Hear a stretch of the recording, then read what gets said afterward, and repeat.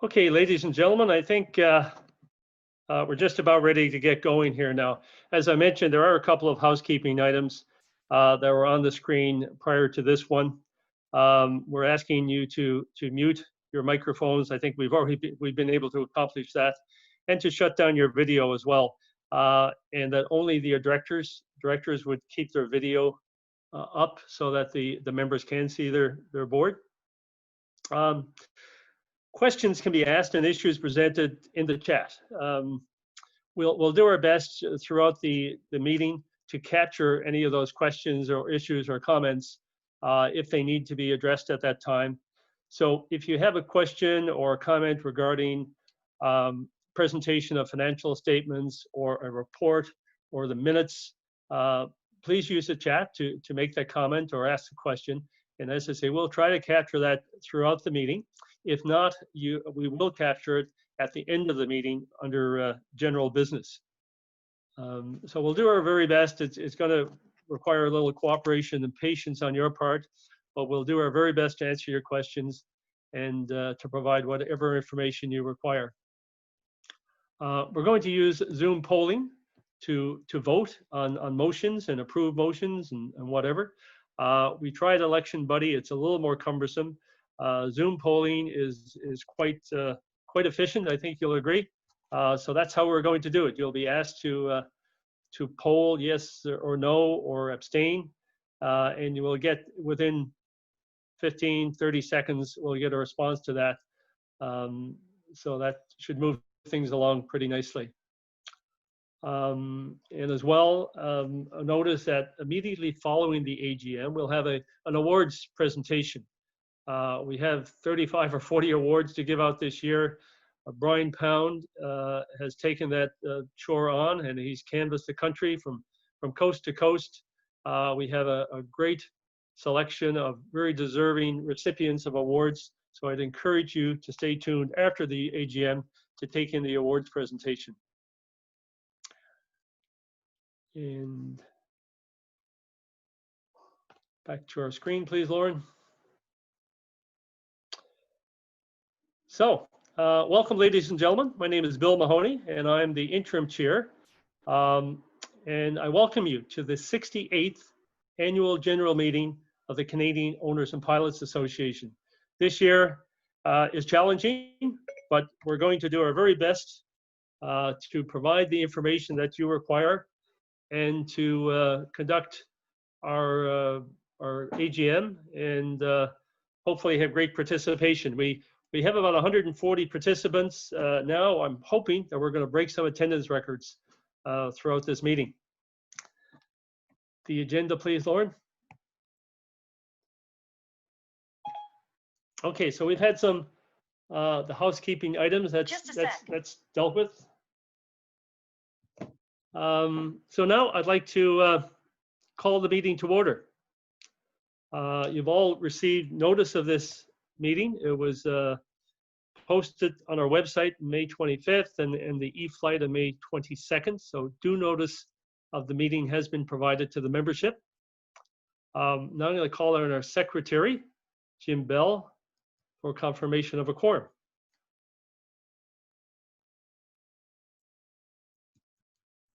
Okay, Jim, I'm sure you're there somewhere. Want to unmute yourself? There we go. Wasn't letting me do it for a moment. We do in fact have a quorum. Quorum required is 25, and we are well above that. So we have reached our quorum. Good, sir. Thank you, Jim. And would you give us notice of any proxies in your position, please, in your possession? We have not received any proxies for this meeting. Okay, thank you for that.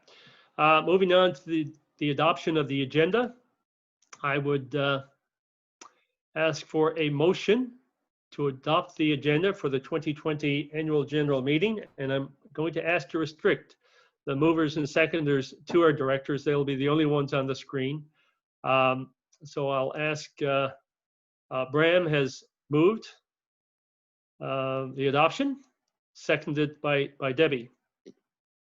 Now I'm going to call the question, which will be using Zoom poll to do that. So please use your cursor your mouse, move it up, and select yes, no, or abstain, and then hit submit, if you would please. So I'm asking each member to do that.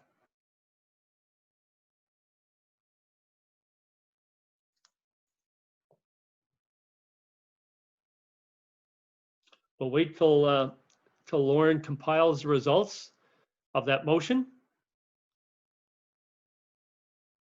Okay, so you see the results, 98% in favor, 1 or 2% abstain.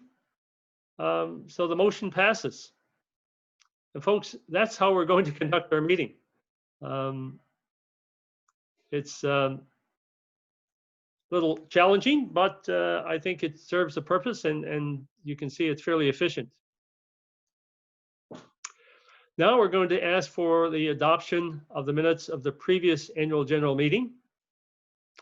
So I'm going to ask for a motion to adopt those minutes. They've been posted on the website for everybody to see. I hope everybody has seen them.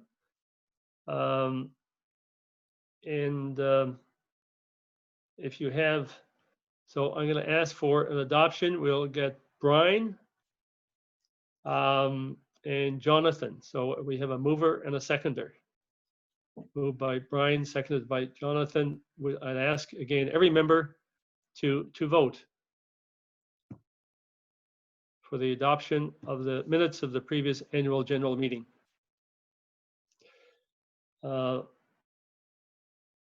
Lauren is now tabulating the results of that vote.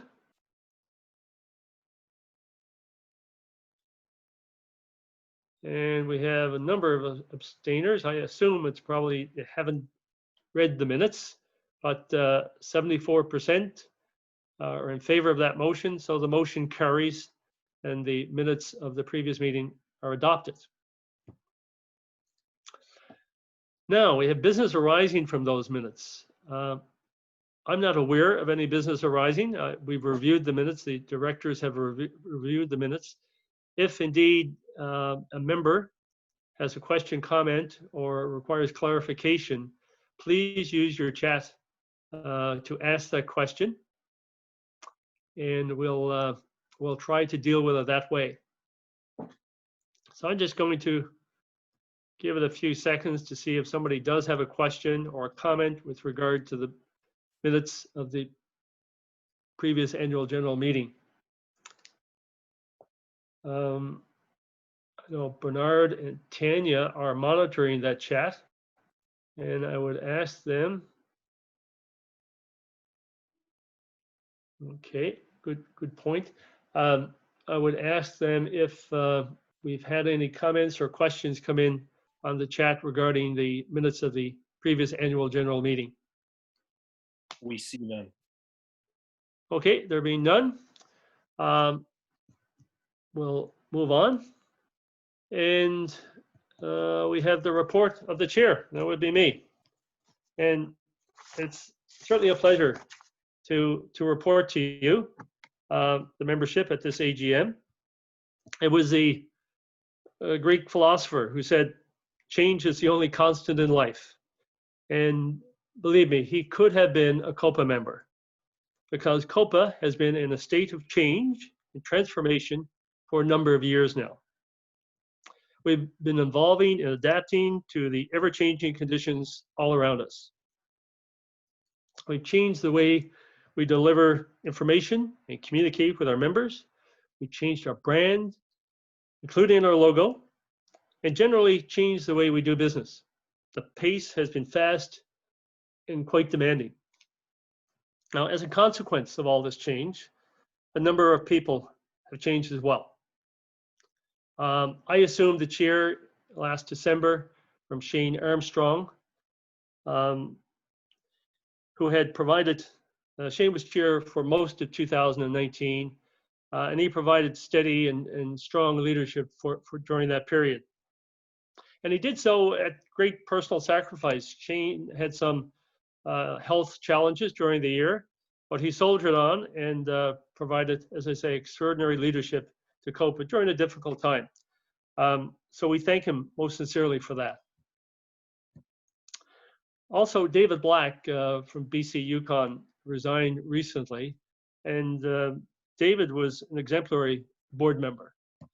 He made a great contribution to the board, and we also want to acknowledge and thank David for his contribution.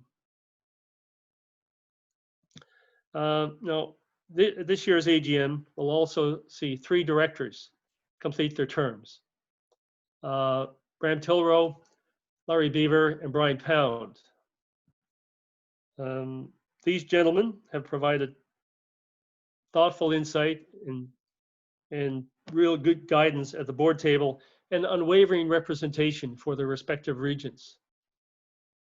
We owe them all a great deal of gratitude, and I want to thank Brian, Bram, and Larry personally for your contribution. Thank you.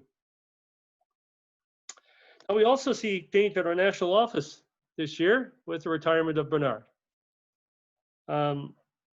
This month will mark 5 years since Bernard became president and CEO of Copa. And he has been responsible for much of that change I referred to earlier. And on behalf of all the members, I want to thank Bernard for his tremendous contribution to making Copa a better, more relevant organization in our mission to advance, promote, and protect our Canadian freedom to fly. Thank you, Bernard. Now, I'd also like to welcome Christine Gervais. No relation to Bernard, happens to have the same surname, very common French-Canadian name. Christine is our new President and Chief Executive Officer. Christine comes to Copa with a broad range of knowledge and experience and is well equipped to continue our path of excellence. I'll introduce her more properly a little later in the agenda. So, ladies and gentlemen, I believe that Copa is well positioned to grow and continue to be an advocate on your behalf, and I look forward to the challenges that lie ahead. I'm now going to ask Bernard to give his report, and on completion of his, we'll be looking for a motion to accept those reports. Bernard, if you would please. The mic is mine. Thank you, Bill. But we are touching on the same subjects, and we did not share our reports. So I'll just read mine, and you'll see that really we're on that change thing. So 5 years ago, it was in 2015, I came to my first AGM. It was in a hangar in Manitoba. That's when I met all the members in person at that time.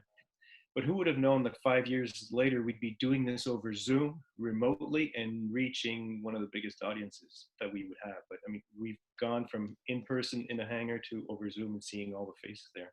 Just goes to show how things evolve over time, that change is a fact of life, and we need to embrace change to adapt and survive, even as an organization.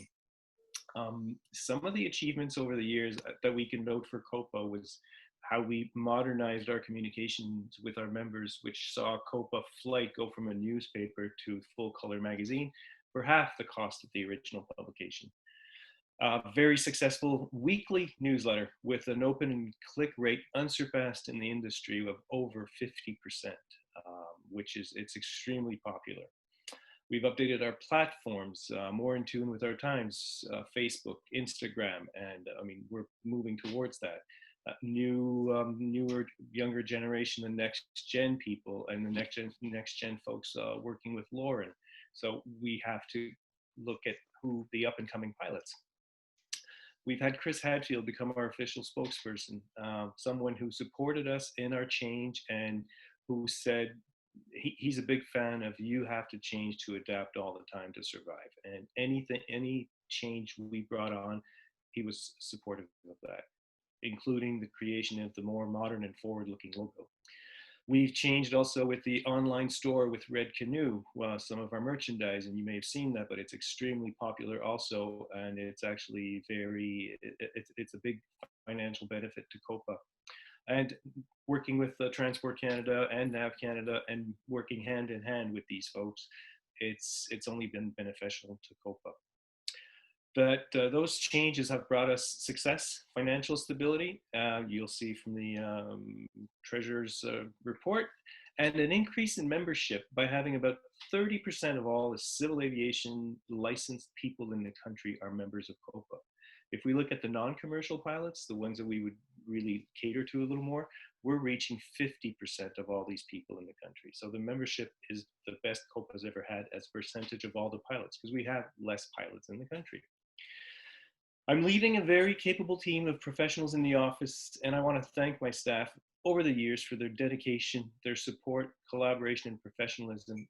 And they were always eager to join in the changes and innovations. I'm leaving it. I'll talk personally to Christine, saying, you've got a team that embraces change, and they are willing to go wherever you want to take them. And I consider them my friends in the office.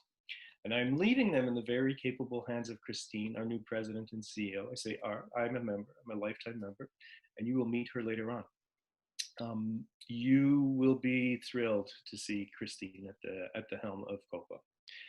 I want to thank the board also for the work they do for Copa and for their support over the years. And a personal note to Bill, thank you for being there. And on my way out, I think the relationship has been, and it's been great to work with you in these last few months. Mostly, I want to thank you, the members, for giving me the most challenging, rewarding, and let's say the most beautiful 5 years of my professional life. I will miss you. That's it. Thanks. Thank you very much, Bernard. And as I say, we truly do owe you a debt of gratitude, and we say thank you and salute you. Okay, now I ask for a motion to accept the reports of both the president and the chair. I'll ask Matthew to move it. Been moved and seconded by Bram. Lauren, I'd ask you to poll. Members, please vote and submit.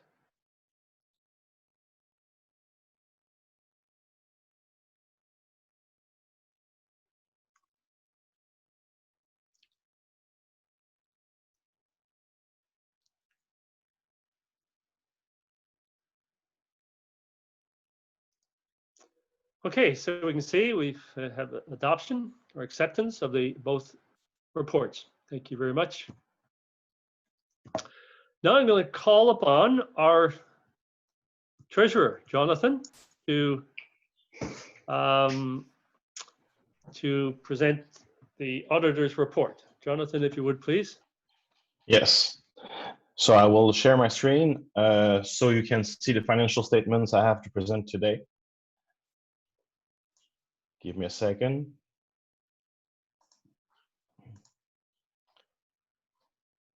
There it is. Do you see the document? We do. Okay. So you see the financial statements as at December 31st, 2019. So what you see here is that overall, if we go straight to the bottom line, we have an excess of $29,000. However, this excess comes from unrealized gain on the portfolio of Coppa of over $200,000, because for the operations, we were in a deficit of $193,000. Why do we have such a deficit from operations? A few things here and there. The finalization of the marketing plan, for example, we had a few expenses there. Also, our events in 2019 were not profitable, but we consider that they were investments because it allowed us to be able to reach you all across the country. So, for example, in Innisfail in Alberta, and after that, or should I say before that, we had Montebello in Quebec, we had Cornwall in Ontario. So we had many events in 2019 to reach you, to be with you. So they were not profitable, unfortunately.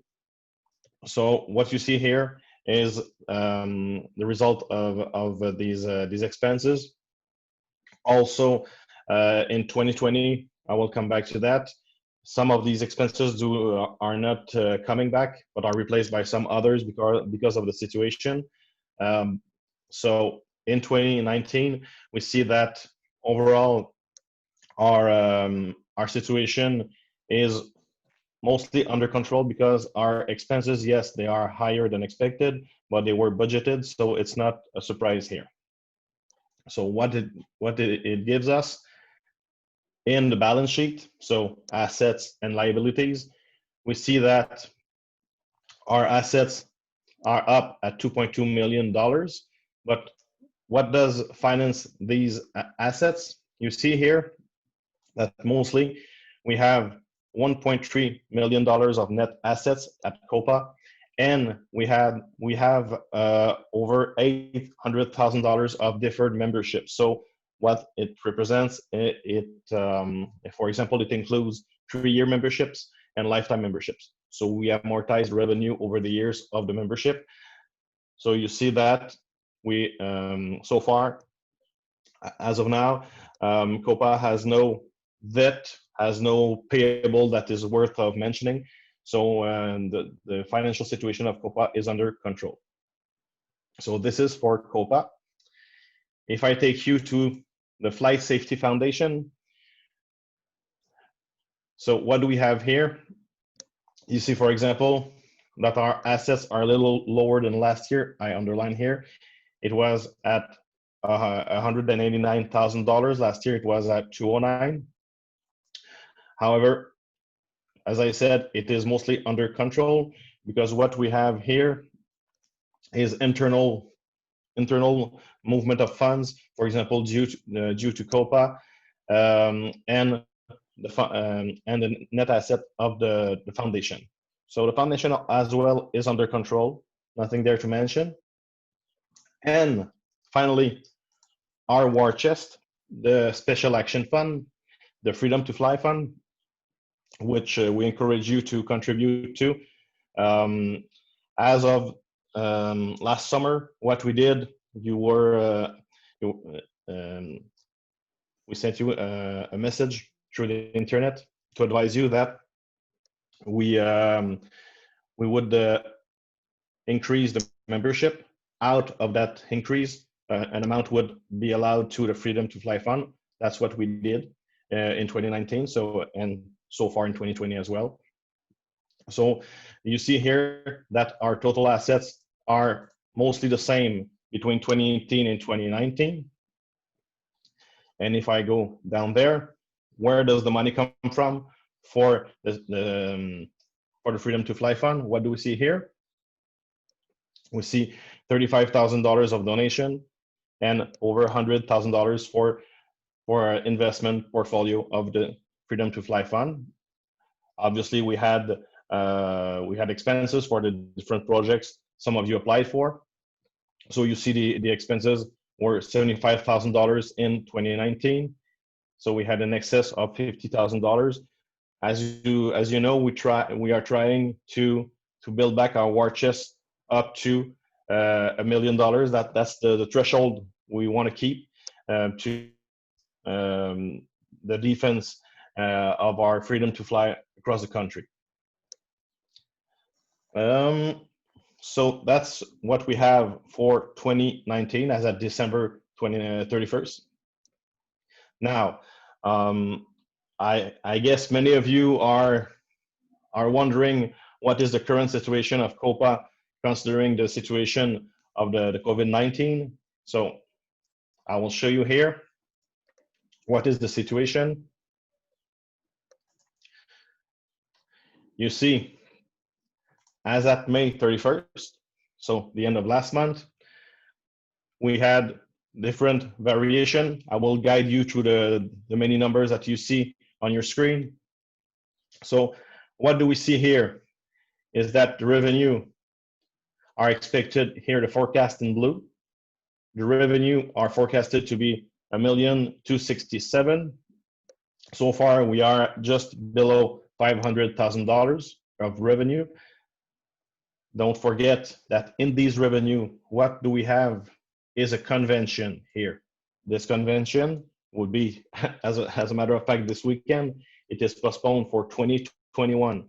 That's why we have a drop in the Copa convention revenues, but we have the same drop in the expenses as well.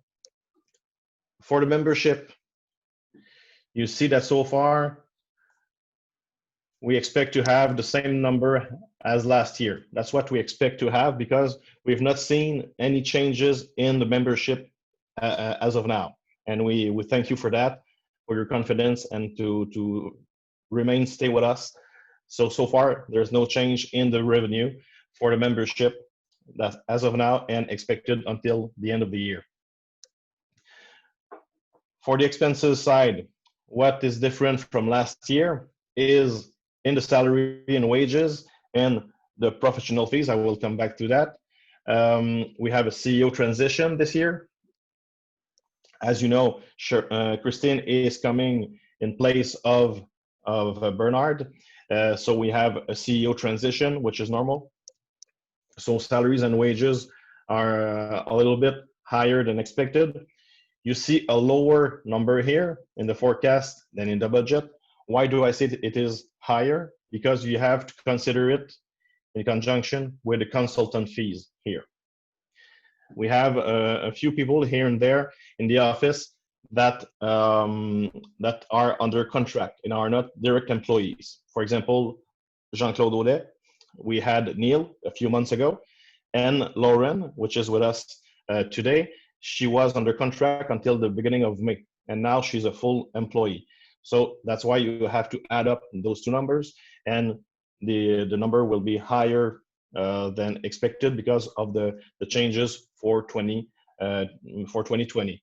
Also, we have legal fees that are higher because of that transition. So we had to do it correctly for the contracts of Bernard going out and Christine coming in. So we did the thing correctly with the lawyers. So what do we end up with?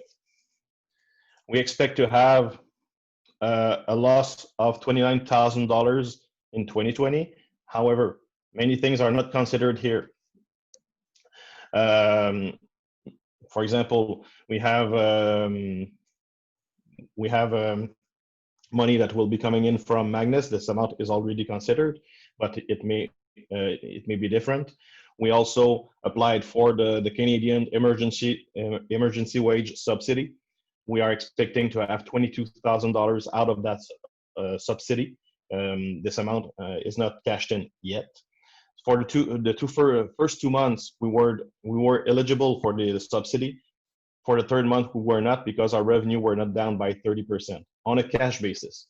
That's why I said our revenue is on the right track, but on a cash basis, which was a method allowed by Canada Revenue Agency, we were eligible for the first 2 months of the subsidy. So it will be $22,000 that will be coming in. So as you see, the situation is under control because our expenses drop as well as our revenue. So we are not expecting anything major in 2020, despite the fact that we have the COVID situation. So that's it for now.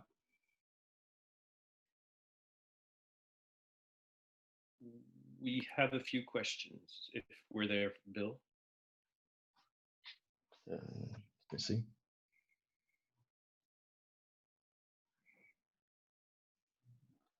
Okay, there you go. I just took a little while to come unmuted there. Yes, I saw a few questions coming in. So I just see one from David Parrish as well. So let's deal with I'll go back to the IAOPA convention. So I saw a couple of questions there. One was relative to the cost of conventions in 19 versus 18. It showed roughly 3 times the cost of convention expenses, I think it was. My response would be that we just had more activities in 19. We had 3 activities, I recall, Montebello. Yes. Anyway, I'm gonna turn that over to Bernard. He's more familiar with certainly the operational side. Bernard, would you please? Yeah, or Jonathan, you've got the answers. You were going to go there. Like there has been Montebello, And there was Innisfail, which that was in 2019. It was pretty big. And we had the was the gala in there, Jonathan? Is that part of that, the lift gala that we put in there? Yes. Yes, the gala is in there. Yes. Yeah. So that's where we did. And we had a was it in Cornwall? We had a fly-in in Cornwall. A fly in Cornwall. Yes. Yes. We had 4 events in 2019. Mm-hmm. Okay, I just missed a question there, but okay. So there was that question I saw. The other question I saw was the forecast for 2020. I hope Jonathan provided the answers to that in his explanation. I've been asked in private why are we showing draft reports. In fact, those are final reports. Okay, so there's no mistake there. Why do we show final? Because the financial statements have to be approved by you, the members. That's why we take the specific approach to show you that those are draft, because they have to be approved by you. So they're ratified at this meeting. Yes, they were approved by the board, but the final word is from you, the members. So I can't, in general terms with respect to the financials, I can assure you, folks, your board are very diligent with that. The number of directors are extremely interested in the financial performance of the organization and watch the numbers very closely. This year, as Jonathan has mentioned, will be challenging with respect to revenues. We understand that, but offsetting that will be the fact that our expenses will be considerably lower. So, in fact, this year will likely provide us the opportunity to get back into a positive surplus financial position. And again, our board, I know, are committed to maintaining that going forward. So it's something we'll watch very closely. Another question I saw from Cheryl, former board member, was what percentage of the membership fees, you do recall we mid last year increased the fees. What percentage will go to the Freedom to Fly Fund? It's about $8 per year of membership, around $7 or $8 per year of membership.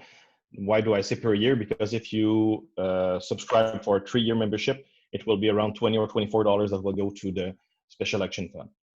Okay, so and that was a commitment we made last year when we increased the fees. We do have to build up that fund again, and I know that's going to be a topic of discussion around the board table. Is exactly how we go about doing that. We do have some ideas, and it certainly doesn't involve increasing fees. It's more about assigning some of the investment income over to that fund. So anyway, that'll be a discussion point for the board. There was another question with respect to the IAOPA convention that was supposed to be held in Montreal next weekend or next week, I guess. And there was questions about cancellation fees, and I know again the board have asked these questions to management, and the response has been that there are no cancellation fees as such. What we've done is book the same facility, same venue for next year, for this time next year. So we just transferred or postponed the event from this year to next year, and all the fees and deposits that we had previously made have been assigned to next year's event. So we came out of that pretty well. Bernard, those were the questions I caught. Were there any others there? I know you're monitoring the chat, you and Tanya. Are there any other questions that we need to respond to? There's another one I see. The numbers from the gala seem to be an issue. Did we lose on that? Jonathan, do you want to take that, or I can take that? No, take that, please. I'll take that. At this point, it may seem like a loss, but there's money coming in from, there's quite a bit of money promised and that was pledged from the WestJet Pilots Association that when we did the 2019 end of year, that money had not come in, and it's through some legally stuff that this will be coming in this year. So in the end, we will not lose. By the end of 2019, that money had not been in because it was pledged, but not in our coffers at that point. So that was the gala thing. There's another question also. think you talked about the budget, 2021 budget there, Bill. But question for Jonathan, what do we think the prospects are for restoring the Freedom to Fly Fund to well over $1 million? As we have observed, has been depleted by several hundreds of thousands over the 5 years, including covering operating losses, which they have not observed it doing that at all. No, not at all. No. No, the fund was depleted, as you said, in the last 2 or 3 years. For example, for the windmills in Ontario, only that case cost about $200,000 in the fund. So there were no losses of operation in that fund. It's not the purpose of that money. So it really served to defend our freedom to fly in Ontario, for example, with the windmills.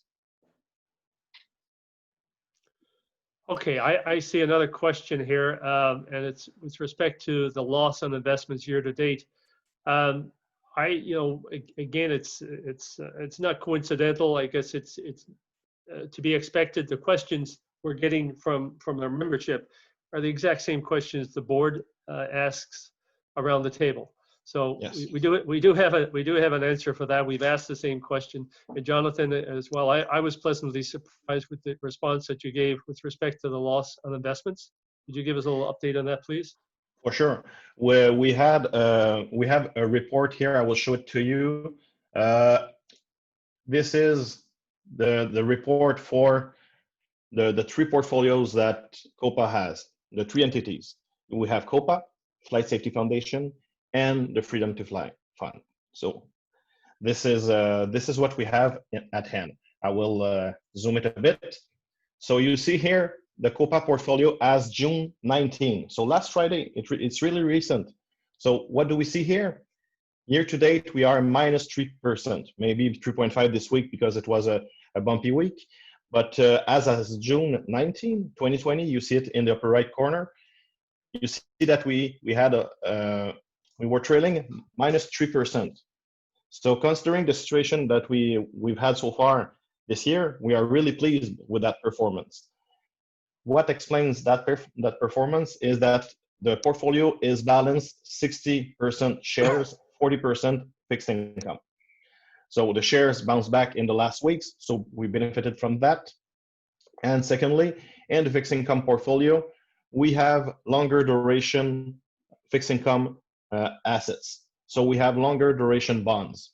If you take a look at the composition of the portfolio, you will see that we have, for example, bonds that mature in 2035, 2038, for example. So around the world in the last months, what we've seen is a drop in the interest rates. So when the interest rates drop, the fixed income assets rise, their price rise. So considering that we have longer duration assets in the fixed income portfolio, what we have is a higher rise of our fixed income assets. That's why we have only a minus 3% despite the situation that we live on the financial markets. So we have the same situation here, and also in the Freedom to Fly. You see Freedom to Fly minus 3.5, minus 3.1. The only difference is in the Flight Safety Foundation. Here you will see a minus 9. Why do we have minus 9 there? When John Bogey left us, he gave to Coppa on his will shares of Bombardier, preferred shares of Bombardier, requesting that we do not sell these shares because he wanted Bombardier to be in hands of Canadian investors. So we applied the request of John Bogey, the Coppa's founder. Unfortunately, you know what happened with Bombardier. So in the last weeks or months, the shares, their value have dropped from $19,000 to $10,000, a $9,000 drop. So considering that our portfolio is around $169,000, that $9,000 is a big chunk of the difference between minus 3 and minus 9. That explains the difference in performance only from Bombardier preferred shares, because the 3 portfolio have the same profile of 60-40. Thank you, Jonathan. That's as I said, that was good news. for me at least. I wish my portfolio had only dropped 3.6%.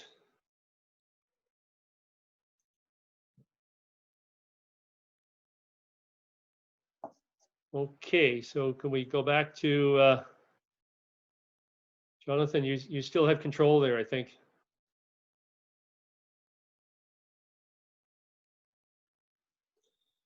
You can't hear it, Jonathan, but there was a round of applause out there for you for that. We've been extremely fortunate to have Jonathan as our treasurer. He's a very qualified, very experienced financial professional, and he's informed us that this will be his last year as our treasurer. So we're going to have to recruit somebody new. But we certainly do want to thank you, Jonathan, for the diligence you've shown stewarding our finances. Thank you. Let's see if there are any other questions. I did see a couple, but I'm not seeing them now. Bernard or Tanya, do we have any others? Bernard, do we have any others that we need to address before we move on? We've addressed the ones that were pertinent to what was presented by Jonathan. So, Okay, well, if we did, okay, no, I just saw another one pop up, specifically the gala.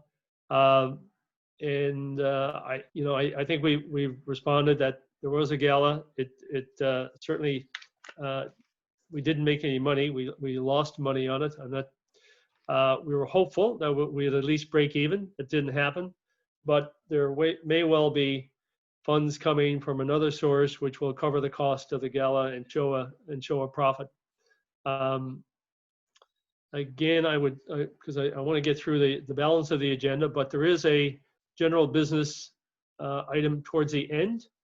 And if there are other questions or observations or comments, I would encourage you to bring it up then. But I did want to get through the business of the agenda before we got too bogged down on some of these other issues. But I'm happy to answer those questions, but I would defer them towards the end under general business. So next we have the appointment of auditors for 2020.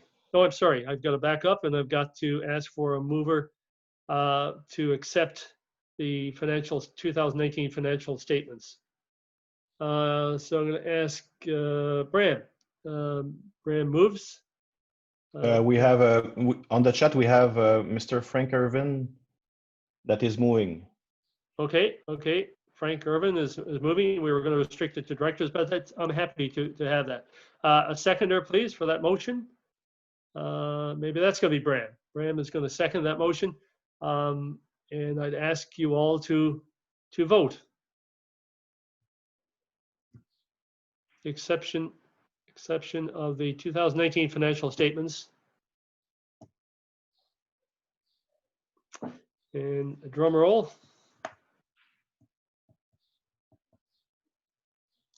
And resounding acceptance. Thank you very much. Now we'll move on to item K, Kilo, for the appointment of the auditors for 2020. And I'm going to ask Jonathan to make that motion. If you would, please, Jonathan. Yes, I move to appoint the Fruin Group as auditors for 2020. They've done the financial statements of Copa for the last years. We've been through a request for proposal about 2 years ago to make sure that Copa had the best price for the services on the market, and Fruin Group were the best services and best price that we could have in the Ottawa area. So that's why I appoint Fruin Group for 2020. That's what I move. Okay, and could I have a seconder for that motion, please? Kate. Kate will second the motion. Before we move on, Jonathan, I did have a question about that. How long has Fruin Group been our auditors now? How many years? Tanya, can you please help me on that? 7 or 8 years, I think. Can you confirm? Okay. I will look for the number and give you. Okay. Well, I guess it's Minutes.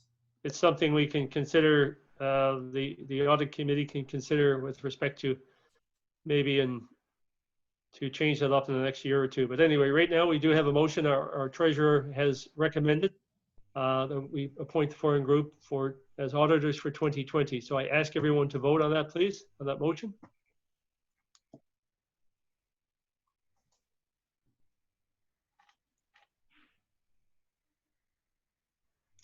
And we have 94% adoption of the motion. Thank you very much. Okay, presentation of our board. Item Lima.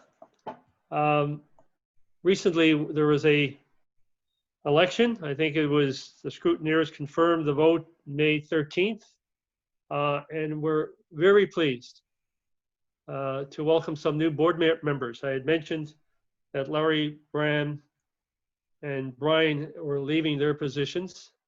And again, we thank them for their contribution, but we're excited to welcome Henry Voss, Ken Zakowicz, Candice Pardo, and Brian Pinsent as all new members to our board.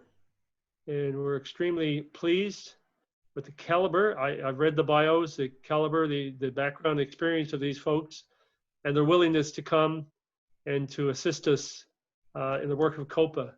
So on behalf of everybody, I want to welcome our new directors, and I want to welcome back our current directors. You see the list there, and representing the various regions.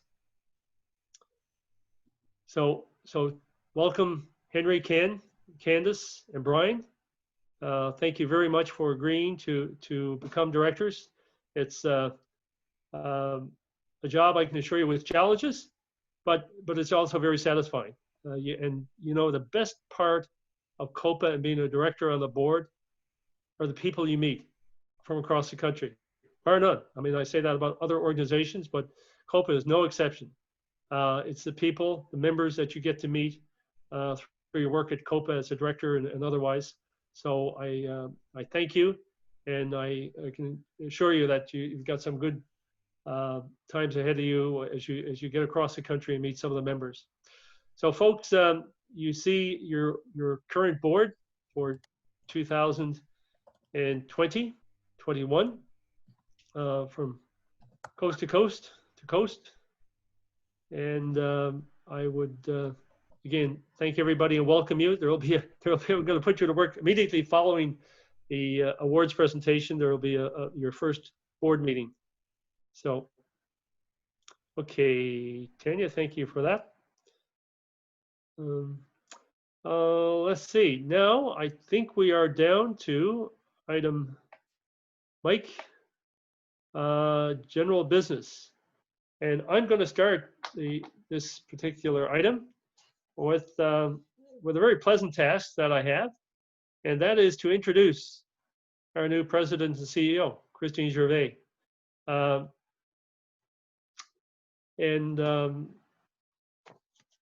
Yeah, it's been some time ago, back in January, I guess, we started a process. There was a search committee struck of members and one external board member, but it was a Copa member that started the task of finding a new president and CEO.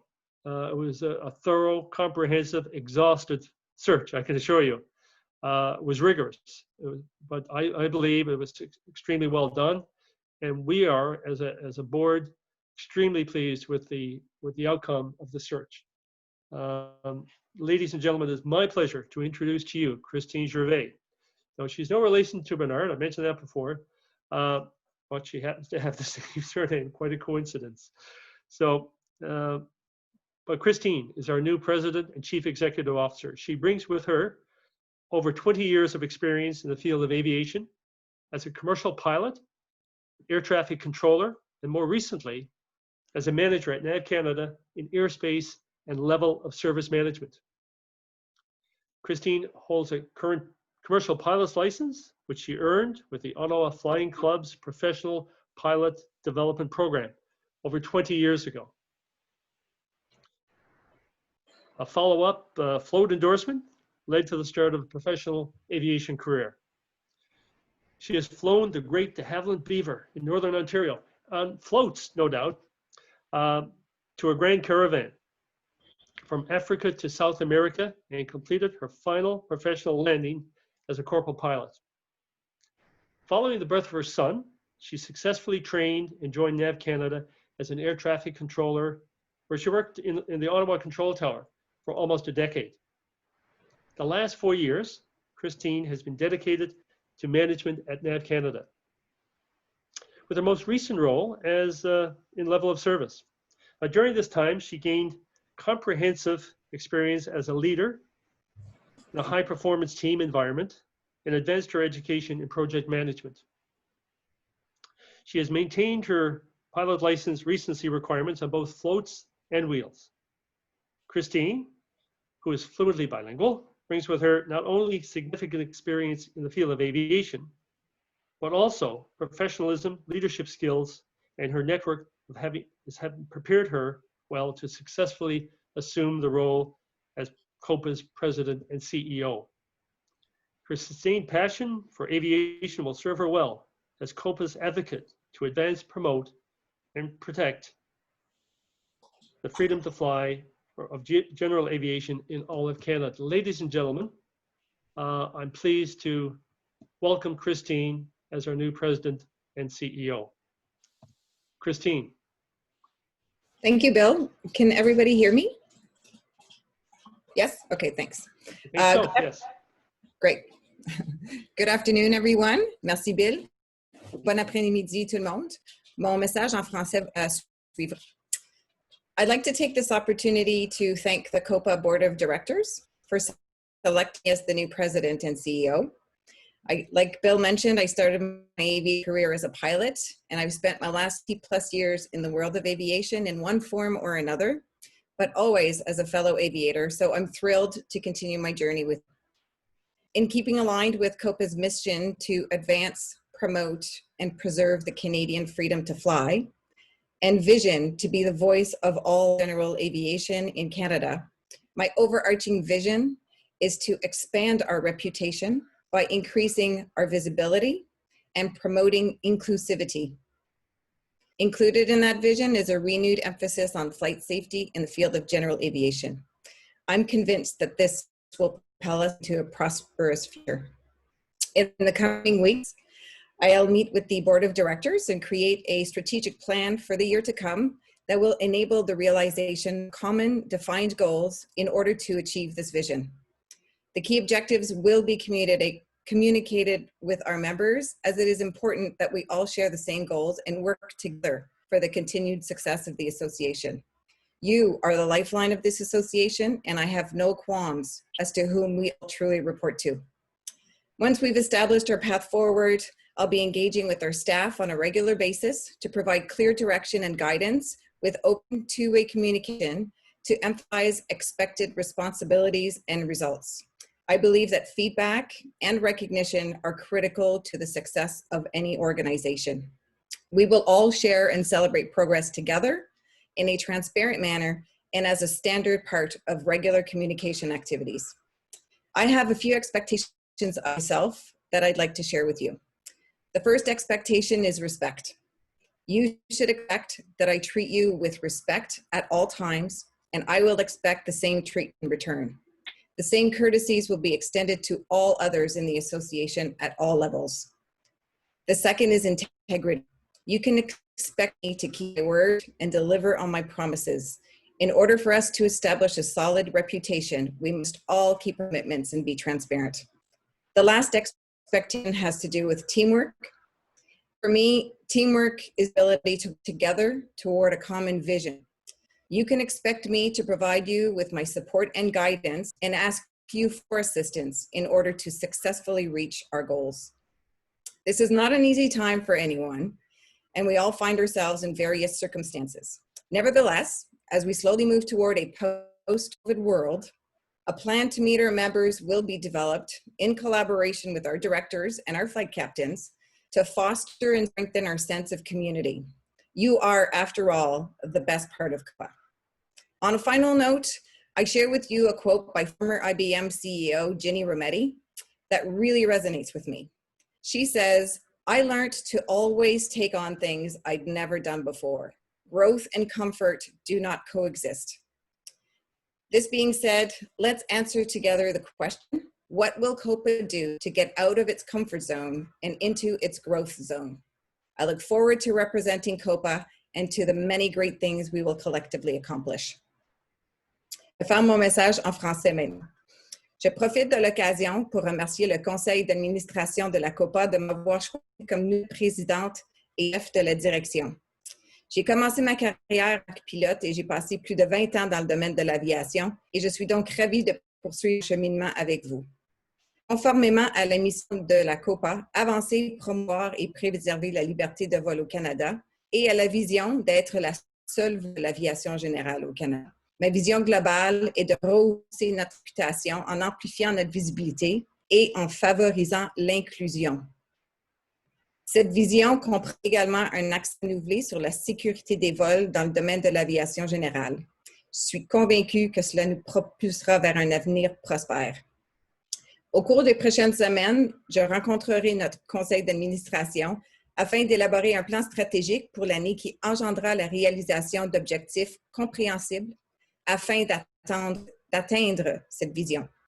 Les résolutions clés seront communiquées avec vous, car il est important que nous partagions tous les mêmes objectifs et que nous travaillons ensemble. C'est ce qui garantira le succès continu de notre association. Vous êtes sans aucun doute le cœur de cette association. Une fois que nous aurons établi notre direction, je vais m'engager régulièrement avec mon personnel afin d'établir une communication ouverte, de souligner leurs responsabilités et les résultats attendus. Je crois fortement que la rétroaction et la reconnaissance sont des éléments essentiels pour le succès de toute organisation. Nous partagerons et célébrerons ensemble dans le cadre des activités de communication régulières. Je voudrais partager avec vous ce que vous pouvez vous attendre de moi. La première attente est le respect. Vous devriez vous attendre à ce que je vous traite avec respect en tout temps et je m'attendrai au même comportement. Cette courtoisie est applicable pour tous les membres de l'association à tout niveau. La deuxième attente est l'intégrité. Vous pouvez vous attendre à ce que je tienne ma parole et mes promesses. Afin d'établir une réputation solide, nous devons tous respecter nos engagements et être transparents. La dernière attente se rapporte au travail d'équipe. Pour moi, le travail d'équipe, c'est la capacité de travailler ensemble vers une vision commune. Vous pouvez vous attendre à ce que je vous fournisse mon soutien sans parole, ainsi que des conseils, et je vais vous demander votre aide afin d'atteindre nos objectifs. Nous vivons tous une période difficile en ce moment et nous nous trouvons dans de diverses circonstances. Néanmoins, alors que nous nous dirigeons lentement vers un monde post-COVID, un plan pour rencontrer nos membres sera élaboré en collaboration avec nos directeurs et nos capitaines de vol afin de favoriser et de renforcer notre sens de communauté. Vous êtes après tout le meilleur apanage de Coppa. Finalement, je partage avec vous une citation du PDG précédent d'IBM, Mme Jeanine Cross, qui résonne beaucoup pour moi. Elle dit « J'ai appris à toujours entreprendre des choses que je n'avais jamais fait auparavant. La croissance, le confort ne peuvent exister. » Ceci étant dit, répondons ensemble à la question « Que fera la Coppa pour sortir de sa zone de confort afin d'atteindre sa zone de croissance? » J'ai hâte de représenter Coppa et aux nombreuses choses que nous accomplirons conjointement. Je vous remercie beaucoup. Back to you, Bill.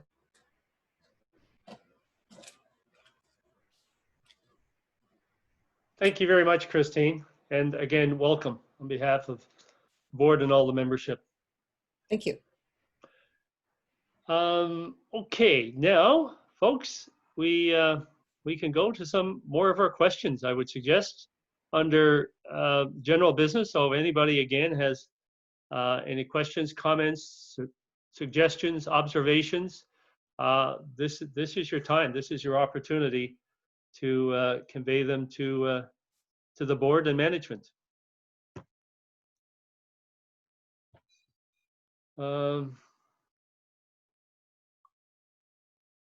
Wow, that's very, very encouraging and flattering words coming from Flight 36 in Kelowna.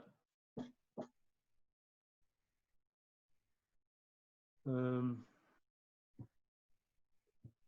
what else do we have? I don't see. How come I can't scroll down here? Bernard, are there any others you see? Are there any questions or comments you think we should be shared? I have one, which I've been asked to make people aware and to promote the election. I mentioned that David Black has resigned due to conflict and activities, but that creates an opening in BC and the Yukon. So there will be a by-election take place this summer, August into September. I think the election actually is early September. So I would encourage people to have a look and to put your name forward. As I mentioned, while it does require some time and some effort, the work at Copa on the board is very rewarding. You get to meet lots of great people, and that's a promise. You certainly will. So I would certainly encourage you to Clark Morowitz and Kate Klassen are nominating committee, and I know they're actively looking for candidates for that election. Bernard, do we have any other questions, comments, observations we need to share? Question about the gala, wanting more details on where we are. I'm leaving this up to you, Bill. Okay. And there was a by-election, which I think you just addressed. Okay. With respect to the gala, and that seems to be an item of interest. So by all means, I don't know that we can share much more at this time, other than the gala was conducted. There was a plan, and it was anticipated it would show a profit. That didn't happen. There were, for various reasons, it suffered a financial loss, but there has been a commitment by a group to make a donation in support of our Freedom to Fly Fund, or Flight Safety Fund, I'm sorry, I'm not sure which would then show actually a surplus towards the gala. But I don't know if there's any other specific questions, or if Bernard, you can add anything to that. But that is the situation. The gala was held last October in Calgary. It showed a loss, a financial loss, and but we're hopeful that that donation will be able to recover the funds through that donation. But there's no current plans to conduct another gala. But that's not to say we wouldn't. It was certainly a very high profile event. It was exceptionally well done, but unfortunately, there was low attendance, and we took a financial hit on it. It's not something we'll ever do again lightly without a virtual guarantee of a surplus. But I don't know what. I will answer the question. I will answer the question. So people want to know the numbers. I will give them the numbers. So on the gala, we lost $45,000. So, but it does not include the engagement of $100,000 from the WestJet Pilot Association. So when that money comes in, it will be a profit of $55,000. Those are the numbers for the gala. Okay. Yeah, we. As I mentioned, it was, in terms of profile and so on, it was great. It was an exceptionally well organized and executed event. But we could never do that and continue. We could never have another and continue to lose money. It's just not. It's not in our best interest, and we won't do it again.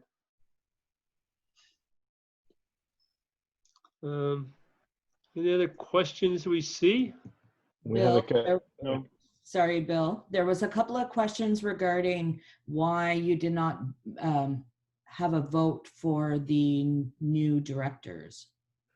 Well, that's a great question, because traditionally that's been done until we reviewed our bylaws and our constitution, and it isn't required. There is nothing that says that the new directors must be ratified by the general membership. When an election is held and a director is elected in a particular region, they are elected. Now, it won't be effective until the annual general meeting when the previous director steps down, but immediately the incoming director is official and they're ratified. It doesn't require ratification by the membership. There's nowhere in our bylaws that says that. So it's been a practice and a custom, but it was always unnecessary. And we were just until yesterday, we were going to do it until the research was conducted and was determined that we don't have to do it. So that's the answer to that question. There's a remark regarding the fact that our colleague here, Kate, is not listed as a director for BC and Yukon on the list, on the agenda as well. I mean, my goodness. My apologies, Kate. Yeah, you're absolutely right. That's a terrible oversight. I apologize. That is nothing more than an oversight. Kate is not only a director, she's a very active and contributing director to our board. And we're very pleased and fortunate to have her contribution at the board level. So Kate, my apologies. Kate Klassen is a director. Let me sort that out right away. Sorry, Kate. and there's a question about Saint-Roch de l'Achigan. Which, I'm sorry? There's a question about Saint-Roch de l'Achigan, the airport that was denied by Minister Garneau. Okay. Bernard, did you want to handle that one? You're more familiar with that than I. The question was directed to Christine, though. Oh, to Christine? Yeah. Pierre Boudreau. Mrs. Gervais. Mrs. Gervais, yes. Mrs. Gervais, sorry. Christine, are you prepared to respond to a question? I don't know the details, but it may be unfair. I'm sure Christine is prepared to answer in the general terms, but 2 weeks ago, she was an employee of NAV Canada. I don't know if it would be fair or reasonable to ask her to comment on something that recent when she was an employee of NAV Canada. But I'm going to turn it over to Christine, and you can try your diplomatic skills there, Christine. What I can say is that I've been briefed by Bernard. We have started talking about the history there. And so if he wants to communicate with me next week or the week after, then we can continue the discussion offline. Okay.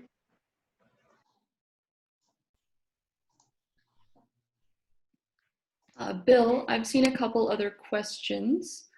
The first one is from Bill Michael. He says, when the chair gets going on the financials, I would like clarification on the flows of funds between the related parties, how they occur, and their relationships. I don't know if Jonathan wants to take that one. Okay, so I'm going to turn that over to Jonathan.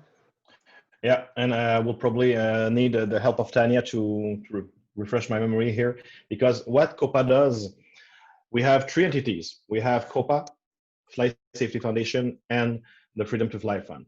What is the interaction between these 3 entities is that Coppa does the management work for the 3 entities and then charge the time to the other entities. That's why we have interacting flows between the entities, between the Freedom to Fly, the Flight Safety Foundation, and Coppa.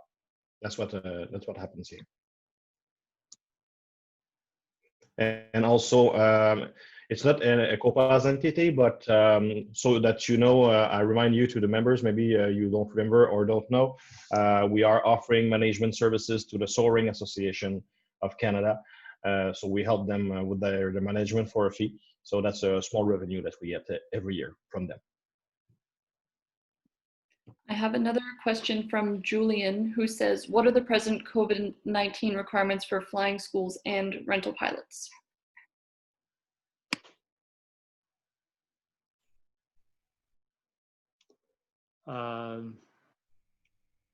Help.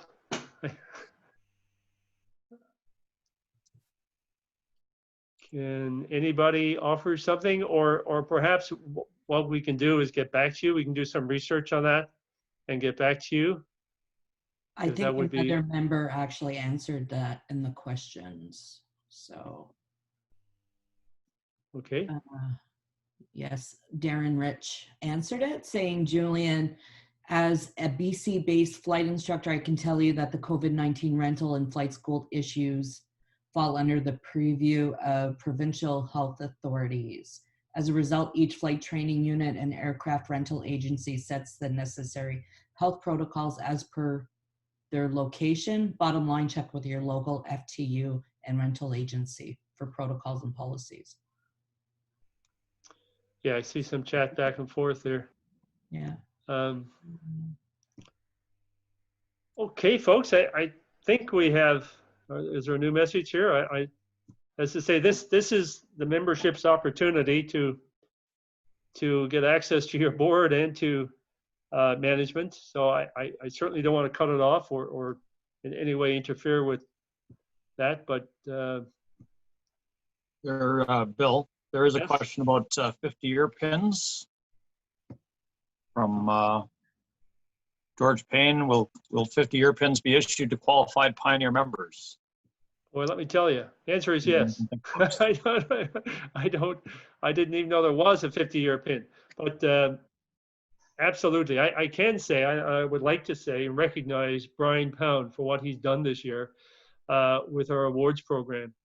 Brian has worked very hard and diligently to ensure that the hard work of Copa members right across the country has been recognized this year. I think we're going to issue 35 or 40 awards and well-deserved awards. I think that the board feels that, it costs so little, it means so much. The work of members, individual members should be recognized, and starting this year, it certainly will be.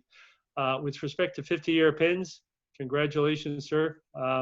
We'll make sure you get a 50-year pin, and with the recognition that goes along with that. I'm sure Brian is heading up our awards program.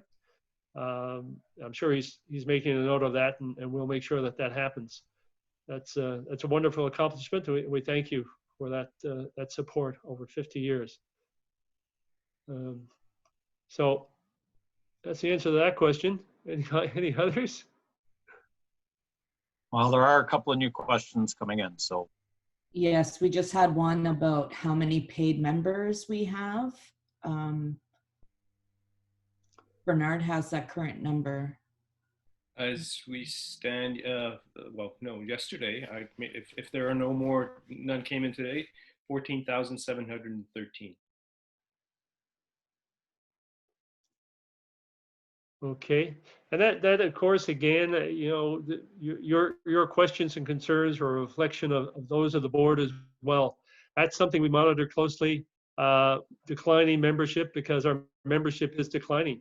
But an interesting note is that it's if you look at its relationship to the number of pilots in Canada, it's declining as well. So as a percentage of the number of pilots, we're pretty much we're remaining stable, but that doesn't deal with our issue. Our numbers are still declining. We need to address that and come up with a plan to address it. So that's something we're working at. I can assure you at the board level and management.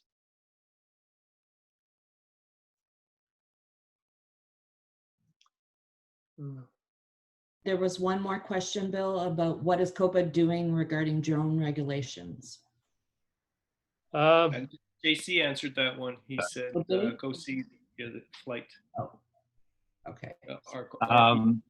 There was a question asking for Bernard to provide information about Saint-Roch.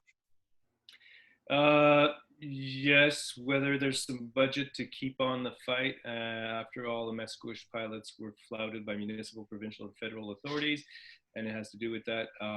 So the answer is we've looked at the budget with the Freedom to Fly Fund. We've talked about this also.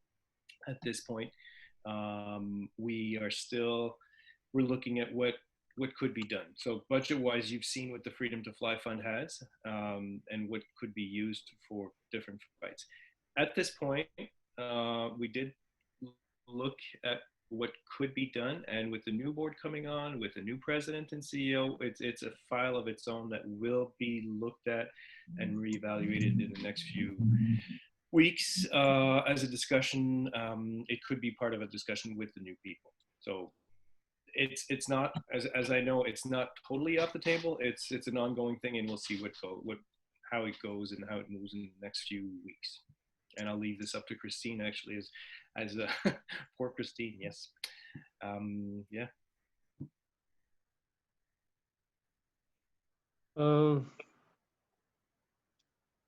I just saw, where the heck? Oh, I guess they keep kind of coming in here. Sorry, folks, but I'm trying to catch up with some of these questions that are coming in because, as I mentioned, I think this is very important. This is an extremely important part of the process. So one of the next questions, Bill, is will Copa Strat plan be published on the website? Yes, my apologies. I don't know why it wouldn't be or why it hasn't been. So yes, please make a note of that and make sure that it does get posted. There's certainly not a secret. It's your plan, and happy to share it with anybody that wants to review it. Okay. And then the next question is, with the currently political climate and efforts by organizations and businesses around to become more diverse and inclusive, what are Copa's plans to make the organization more diverse and include more representation from the BIPOC? No, that's a great question. And I'm happy to answer it. You're right. Anybody who looks at our board and our organization would see we're severely slanted in one direction, and I am probably typical of our membership. But we're working. And we've made some, and I'm pleased to say we've made some improvements more recently. Until we've had Cheryl Merrick was a director, and I know we've had a number of female directors, and just starting with gender diversity in the last short period of time, we were able to welcome Debbie Breckelmans, Kate, and now we have Candace. 3 female directors, and of course our CEO is female as well. So with respect to gender diversity, I think we're making some positive steps in the right direction. But we embrace diversity in all its forms. So we'll be working hard. We're aware of that. We're aware of our inclination in terms of the composition of our board. But we welcome diversity in Copa. And we'll be doing things a little more tangible way in the months and years to come to embrace that and to encourage it. So that's your board speaking. Now you need to see some action, and hopefully we can satisfy and improve upon our record in the months and years to come. Okay, so the next question is, with the need for further recruitment, what are Copa's plans concerning the Next Gen initiative? Okay, Clark, I hope you're there and available to speak to that, please.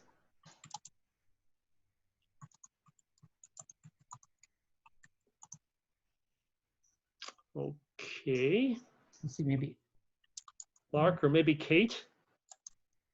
Oh, he says he needs to be unmuted. There we go. Just 1 second. There we go. I was muted. So regarding the Next Gen initiative, obviously COVID has changed how we've approached the Next Gen initiative, but I'd like to thank Copa Flight 8 in Ottawa. They've taken the bull by the horns and adapted to our new environment by having the grounded episodes, which are targeted towards Copa members under the age of 35, but we encourage anybody that has an interest in the various topics so far we've had discussions on mountain flying, careers, survey flying, and just a Copa town hall. So we're hoping to continue those, and we're starting to see the proof in the pudding, just going through our membership. We've seen more younger people joining Copa as a result of finding out about Copa through the Next Gen initiatives and our social media channels. So that's the thing that we can do in the short term. In the long term, hopefully we'll be able to gather again in large numbers at fly-ins, and the hope would be that we can create Next Gen specific fly-ins at the regional level, and we'll need some help from Copa flights across the country to help us with that. But that's kind of the short answer to that question.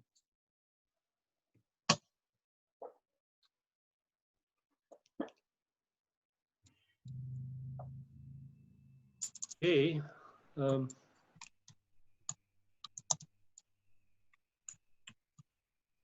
Okay, we're getting some feedback from some of the flights across the country, and absolutely, Flight 36, they suggest they have the youngest director of any Copa flight. She's female, an 18-year-old female, and already initiated a youth group within the club, which is great, and that's what we need, folks. We need our youth to become engaged and to take a leadership role in our activities.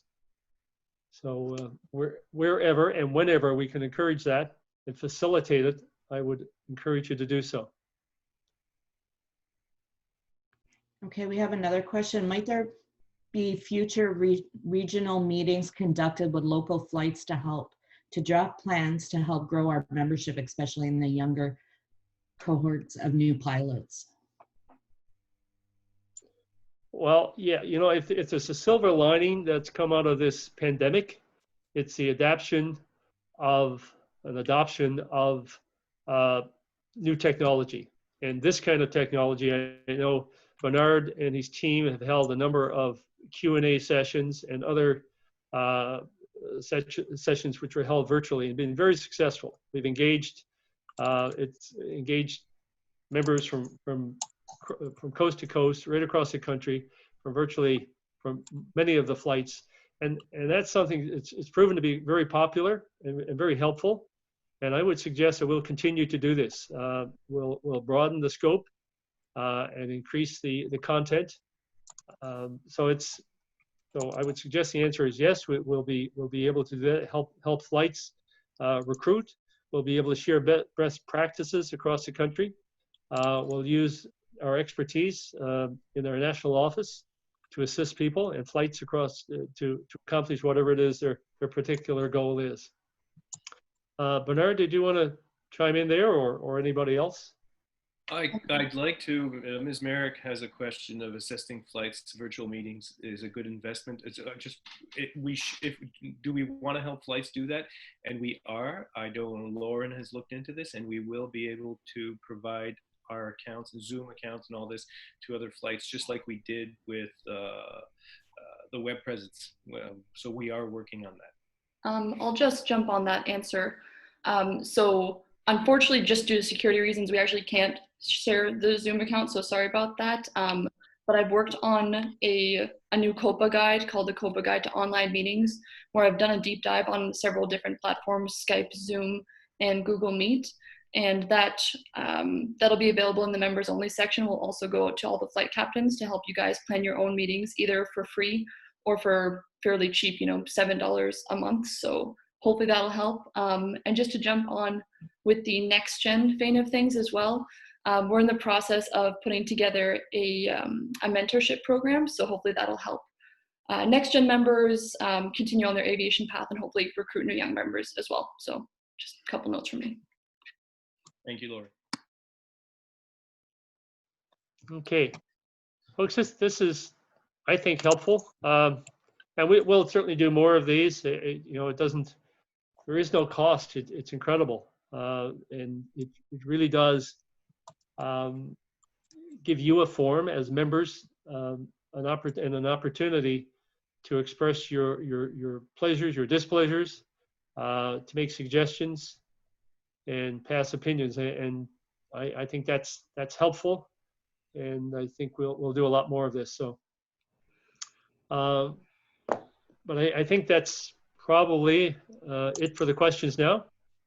We will do more, but I think perhaps we'll close off the questions in the chat room now. Is that reasonable? I hope so. Now, a couple of things I do want to remind everybody that there will be an awards presentation immediately following.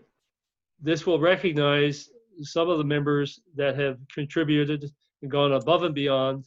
A lot of hard work, a lot of good work is being conducted out there every day. People are making tremendous contributions and sacrifices for the betterment of Copa, betterment for aviation in across the country.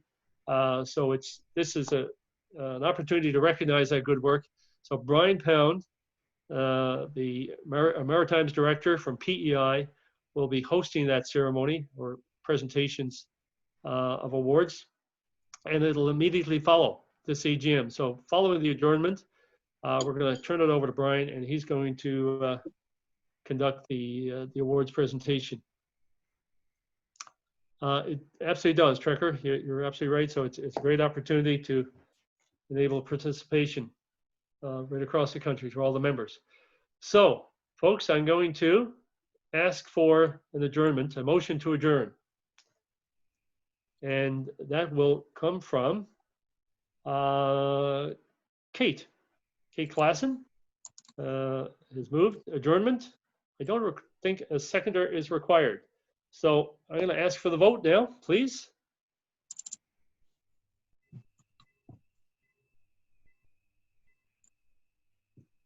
I would be surprised if I get a different vote, but different response, but we'll see. There you go, 100%. So, ladies and gentlemen, again, thank you very, very much for your participation, and I would encourage you to stay on for the awards presentation. So that concludes our AGM for 2020.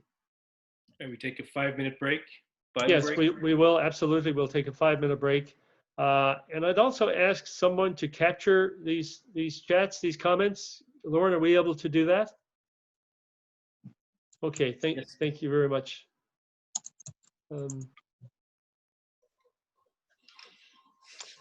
Okay, 5-minute break, and we will what? Well, I'm doing that.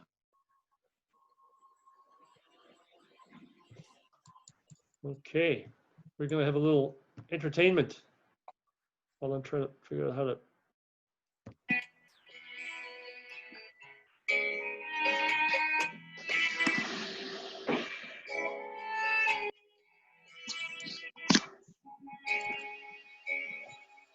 There's Polaris over my shoulder as I rise into That's good. Better than the old oil-based paint. Yeah. You smell that for weeks. Well, the spray I had to use for that spot let the shit right smell. Okay, somebody want to mute that? Holy The Boston stain. Well, how did Paul survive? I see stuck that thing out of here. Yeah, I think it. in the sky. The clearance comes from Gander. The checks each 10 degrees. I can see track Victor by the lights receding. And here I sit in the captain's chair as different land goes behind. I cannot see black water, but it's not far from my mind. And all my bones are a part of this ship till we reach the Irish shore. Like the captains who came before. All the captains who came before.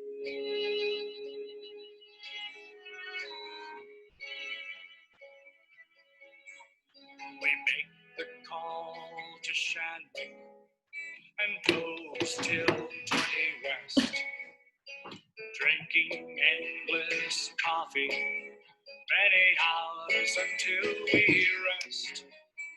We see the lights of Shannon, the stars begin to fade. We pull out charts and brief ourselves for Heathrow's promenade. Descend and pull at Arkham, the ILS awaits. Touchdown in the fog and mist, shut down at the gate. And here I sit in the captain's chair as Newfoundland goes behind. I cannot see black water, but it's not far from my mind.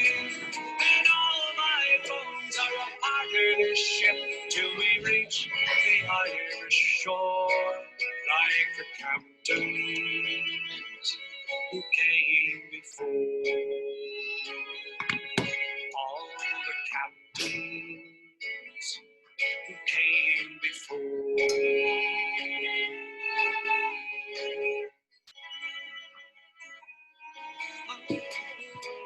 The early morning traffic is thick as we ride into London town. It's late, yet it's early when we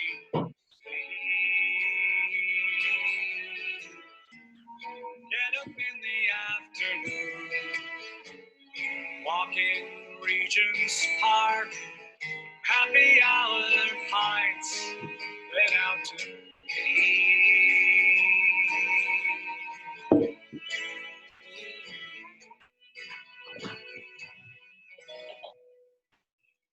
and here I sit in the captain's chair as Ireland goes behind. I cannot see black water, but it's not far from my mind. And all my bones are a part of this ship till we come to Labrador, like the captains who came before. All the captains who came before.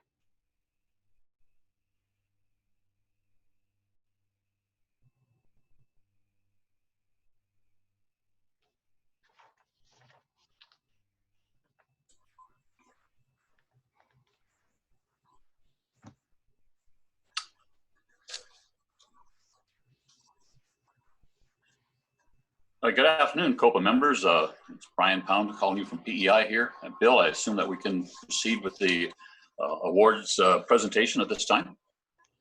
Yes, sir. Carry on. Well, first of all, I'd like to thank the head office staff, Lauren and Tanya. They've been a great assistance to get this done. There's been a substantial number of nominations for Copa Awards this year, partially because our chairman thought that we should be thanking the outstanding leadership that we have among our membership. I'm going to make a brief comment about each of the award recipients today, trying to keep it brief so we can close this off. But there is a common thread to the numerous comments that the nominators have made, and it appears that they truly could apply to everybody that receives an award today. I do have, I think, a spectacular group of members within the Copa, and I think that we should all be proud of our association. Having said that, I would like our president, Bernard, to make the first presentation with his President's Award for Canada. Have we got Lauren that's going to be clicking on these? Oh, there we go. There So you go. this year, the President's Award goes to Cameron Bokoff of Ottawa, Ontario. Copa Flight 8, he resurrected Copa Flight 8. He's been a key player in the next gen, in the younger folks, and this guy lives, breathes, and does everything aviation. He's been a strong supporter of Lauren, of Clark, of all the younger generation that will be up there. And he's been participating in just about everything we've done. So this year it goes to Cameron, and congratulations, Cameron, for what you're doing, what you've done, and what you will be doing in the next, even in the next few years. So that's President's Award. We received it in the office, Cameron, and we've got it. So next week, if you want to drop by at some point, we'll do a little photo op. Congratulations, Cameron. Thanks, Bernard. I appreciate that. I would like Carmen to know that you were not the only one to nominate him for an award, his own staff and one of the directors in Ontario. So obviously a great pick for our President's Award, and thank you very much for doing that. I'd like now our Chairman, Bill, to make the Chairman's Award. There's a new award, first time this year, and it goes out. Bill, go ahead. Oh, thank you very much. Let's see, where do we go? Sorry about that. Yeah, thank you very much, Brian. Would you hold that up? Yeah, just back it up a little bit. There you go. Handsome, very, very nice award, and very, very fitting that it will go to Dave Sprague. Dave Sprague he's the president of Buttonville Flying Club and involved in Flight 44, Copa Flight 44. Dave is not only does he volunteer his time with that particular organization, but he's also involved in other organizations, other volunteer groups. He's very involved with the Sailing Association of Canada, and quick to volunteer and offer his assistance when asked. When we started our search committee back in January of this year, Dave offered to assist it. By profession, he is an executive search consultant, and Dave offered to help our search committee with the daunting task of finding a new CEO for Copa. And it was with his assistance, guidance, and direction that we were able to conduct a very rigorous and thorough search and come up with, I think, an outstanding candidate. So I want to recognize that. I want to thank Dave and recognize his volunteer efforts, not only with Copa, other organizations. He goes above and beyond. So it is with deep gratitude and appreciation, Dave, that I want to recognize you for that, for your assistance, and to present you with the Chairman's Award for 2020. Thanks a lot, Bill. Appreciate that. Our next award, I believe, is for the Copa Flight Editors Award. Am I correct with that? Yes, I am. Our editor of Copa Flight, Steve Drinkwater, has nominated actually a photographer. It's usually the Editor's Award is for an article that's presentation to the Copa Flight, but Jean-Pierre has done a phenomenal job, and I hope that he keeps up sending more and more fantastic photographs into our Copa Flight. And so quite frankly, Jean-Pierre, we'll get that off to you and mail that off. And congratulations for all you've done to support Copa. Great job. Thank you. Our next award is an interesting award. It's named after John Bogey, John Bogey Memorial Award. John was one of the two founders of Copa, I think, what, 66 years ago. And he, a fantastic guy. He was at last at our convention in Kelowna and participated at that. We've lost him since then, and sad. But the John Bogey Memorial Award, the first one, is going to be presented to the Vimy flight team of 2017. This group worked, modified, and practiced formation flying in their World War I replica biplanes in British Columbia, and then packed them into an RCAF C-17 and delivered to Metz, France. One of the true highlights of that day's 100th anniversary was this famous battle was these ex-Canadian Navy and Air Force pilots doing a formation fly over the crowd of 30,000. Upon their return to Greenwood, Nova Scotia, they flew several of these planes back to BC, and along the way did many presentations about the Battle of Vimy Ridge, the important contribution that aviation played in that major World War I victory. The devotion of this project by this team was outstanding, and anyone that came in contact with this fantastic group of pilots and volunteers saw that they were ambassadors for both our aviation history and to Canada. Congratulations to the Vimy flight team, well deserved. I'm very, very pleased to be able to make this award to them. And next we have the Awards of Merit. The Awards of Merit are an award that the directors gave me input on, but also any member of Copa is allowed to make a nomination for a merit award, and it has to go to a Copa member. And so this year we've received numerous nominations, and these are the ones that we're going to be awarding. The first one is to Jeremy Dan. Among his contributions, Jeremy is captain of the Blue Nose Flying Club, very active, and host of the Fly Nova Scotia Facebook page. He started flying back in the 70s as an air cadet and currently flies a RANS S7 on floats. And I hear that he's even currently building a hangar. So Jeremy, thanks for all you do down here in the Maritimes. We really appreciate that. Next is Mark. And Mark out of Quebec, he's been told that he's at the airport almost every day. He makes general aviation within this Quebec community grow. This 4,400-hour pilot has created great work and is very, very helpful to all the people in his neighborhood. And he really accepts the challenges of aviation provide. And I just want to show what all the merit awards are going to look like. It's quite a interesting plaque with the star and the blue, and so I thought that people would like to see that. The next awards is Guillaume. Actually, he's been working with some of the local resistance. However, he's currently expanding the St. Cuthbert Aerodrome, and it will be a great asset to that local aviation community. And the directors from Quebec are very pleased to nominate him for an award. Laura Matheson. Well, this is going to be kind of interesting because Laura actually nominated some people, and I don't think that she realized that she's going to be nominated, but she'll be surprised about the nominations and that she's gone to great lengths to nominate her president, who actually ended up winning the President's Award. But this vice president of the Rockcliffe Flying Club, Copa Flight 8, was actually nominated for this merit award by 2 Copa directors.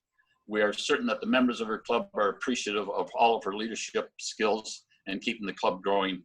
And to you, Laura, Lorna, thank you very much.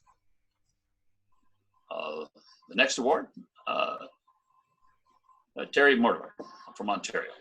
And Terry grew up with his father flying a Cessna 310 and was instrumental in resurrecting the Copa Flight 66 and is their flight captain.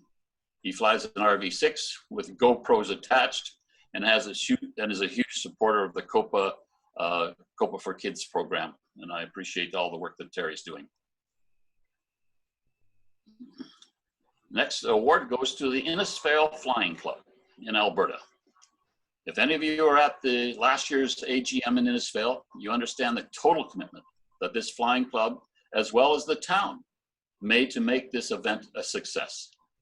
The large improvements to their facilities at the airport and the enthusiasm of the membership was just amazing. The weather really didn't cooperate, but that didn't seem to dampen their spirits, and they managed to power through all that and provided us with an enjoyable gathering, and all the board members were very appreciative of the outstanding work that Innisfail did for us that year. The next nominee, and Warwick. Warwick is a talented photographer, is passionate aviator, and often the first to volunteer, and an avid supporter, and is a voice of reason on the British Columbia General Aviation Association group, and also within the local drone association as well. He calls Squamish home and is the man behind the Flying and PEI in BC podcast and website, a true leader in his area. And thanks, Warwick, for all your efforts. Next award, another BC. Tom is president of the Aero Club of BC. Copa Flight 16, Pitt Meadows Airport. They hosted the board last year when we had our board meeting out in BC, and I can see why membership there feel that Tom is deserving of an award. They host the BC General Aviation Association, the BC 99s, the IMC Club, and are providing the avgas at the airport, and even have a club plane for their members. All these endeavors and many others have been under the leadership of Tom, and the many hours that he has dedicated to the Aero Club and Copa and the sisters organizations of BC in Lower Mainland. The quote that I got is, "I recommend that Tom receive a Copa Recognition Award for his dedication, leadership, and personal commitment that he has given to the aviation community of British Columbia." Signed by past director Tim Cole. So a high recommendation, Tom, and thank you for all your work. Paul Harris, another BC person that's nominated, and he is a designated flight examiner and a Class 1 flight instructor within the Lower Mainland of BC. He has been recognized by others as an excellent instructor and a champion of aviation safety. He is currently mainly concerned with training flight instructors, and if you would want to get your PPL, etc., you are advised in that area to go find a Paul Harris protege, and you'll get proper training. Well done, Paul. Terrific. And the last award under the merit program for this year is going to Rick O'Neill out of Newfoundland. And our chairman of the board actually says, over the past number of years, I've observed your generous contribution of time and resources to Copa, Casera, and the Air Cadet Familiarization Flight Program. Regardless of what you're asked to do or when, you're always there with unfailing enthusiasm and support. Congratulations, Rick, and welcome to our award ceremony, and congratulations for all you've done for us. That's great. The next category that we have is the Appreciation Awards. And the Appreciation Awards are something that we are allowed to, as a member, make a nominee, but they do not have to be a Copa member. This is people that have, or organizations or government agencies or everything else that have done something that actually helps us out with our aviation community, but aren't Copa members particularly. They could be, but they don't have to be. And so the first one actually is from Belle Isle, Newfoundland.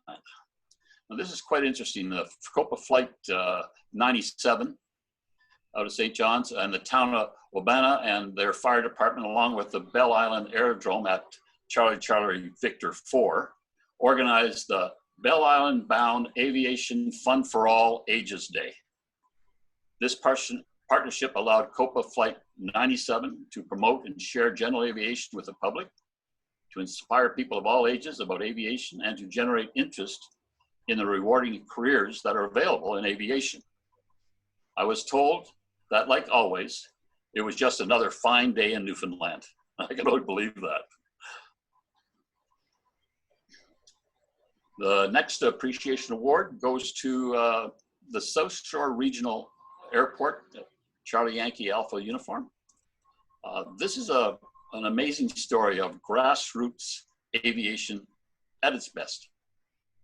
With many of the club memberships not even being pilots, these volunteers have donated their time and materials to refurbish the rundown clubhouse, cleared brush and trees, hold several events and fundraisers within the town and at the airport. This is not an easy task, as this beautiful 4,000-foot asphalt runway is remotely located several miles out of town and has been neglected for years. The local remote control modelers club has even been there to be as a valued partner and to help with the refurbishing. They've worked hard, they were smart about it, they went to town council, they got a hold of their MLA, they got a hold of their member of parliament, the media, and got everybody involved to share what they saw as a vision for this airport. And I think they're truly on track to make this airport a success. Good job, guys. I really appreciate all your effort. Next award is in Quebec. It's Trois-Rivières.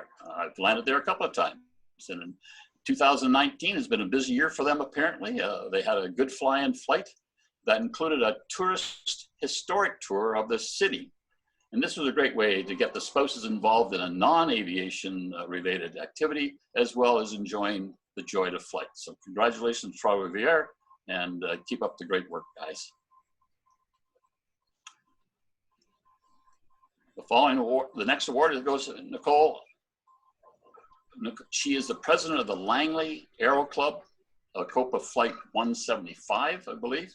She gets her flying routes from her parents and is currently working hard towards getting her commercial pilot's license. While being a club member for several years, she has, in a short time in her new role as the leader, brought fresh enthusiasm, new ideas, new members to the group. This young woman is to be commended for her dedication, hard work, and leadership that she is providing. Congratulations.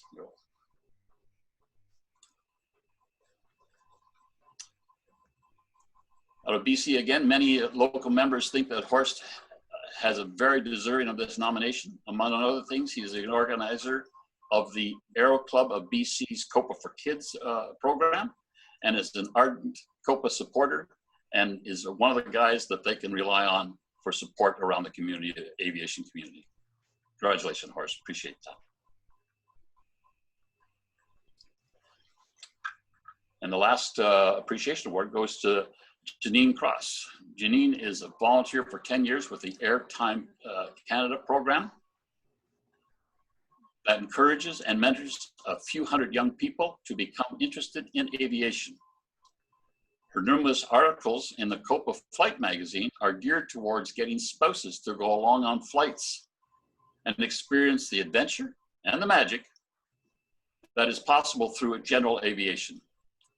These contributions have encouraged several young women to become pilots. Nice job, Jeanine. Thanks a lot. Appreciate it. All right, our next category is for our Directors Award. This is a new category, and it's the sitting directors have the right to pick somebody from their region or organization that they feel really deserves a pat on the back and a thank you. And so we have quite a list here. Bear with me. I'm trying to blast through this sort of thing, but the next one goes to the Pilots Association, Saint-Jean, Charlie Yankee Juliet November in Quebec. This is an amazing organization, Copa Flight 160. They have 230 members, and this strong flight is very active in Copa for Kids. They also work with the city management and have taken over the FBO operation, so they sell the avgas there, so they're going to give you great service when you land. And they're also holding many safety and training sessions and many aspects of general aviation. So they're really a dedicated group there, and good for them. Back to Newfoundland. Merton Crinch, he's a single-handed expanded the water aerodrome at Paddy's Pond, and that's Charlie Quebec 5. It's near St. John's, Newfoundland. He's a very skilled and experienced aircraft builder and shares his knowledge and talent with anyone that needs it. Congratulations, sir. The next person on the list is another maritimer, Mervyn Zink. He's based in New Germany Lake at Charlie Alpha 2 in Nova Scotia. For the past 12 years, Mervyn has been hosting the annual New Germany Lake Pilots Picnic that can host up to 25 planes from around the Maritimes. He truly tries to involve the whole community in this event and offers free lunches, live music, a small antique car show, even the model aircraft people show up, and even had a skydivers jumping out of a float plane. He's also the Blue Nose Club member and Copa Flight 196.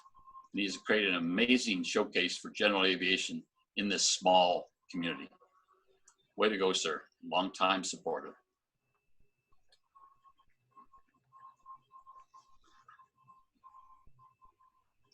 The next actually is on a joint award to Ivan, Pierre, and Gilles. These gentlemen worked very, very hard to try and save their local airdrome. It was discussed today at our AGM, and it's probably going to be discussed more, but their efforts are very much appreciated, although ultimately they have been overruled by our federal minister at this time. But we have to give them a vote of thanks for taking on this project and trying to work through it. So hopefully a better solution in the future.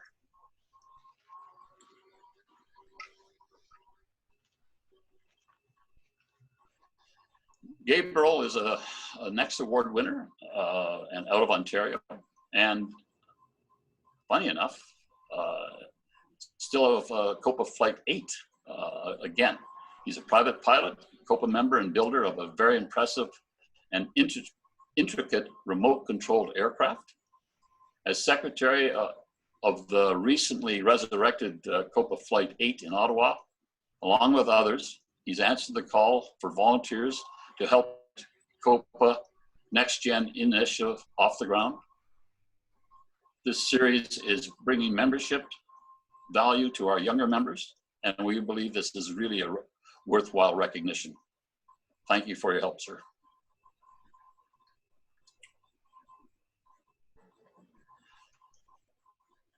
Further on the list, Gordy Douglas. Gordy is interesting. He's purchased the Collingwood Airport and is just another example of people that are prepared to go an extra mile out of the way to have someone take care of our freedom to fly and worry about our whole aviation community. Gordy, well done and thank you. Much appreciated. The next recipient is Clayton Smith. Clayton is a phenomenal person, and from some of the recommendations I got from a few of the directors, almost a little bit larger in life, but he's managed to transform the Aurelia Airport into an aviation masterpiece with longer runways, a restaurant, a large new shop, 40 tea hangars, and a flying school, and has even taken his hand at moving into Parry Sound and putting in there's going to be a restaurant there too. So Clayton, thank you. This is an amazing effort and well-deserved award for a Director's Award.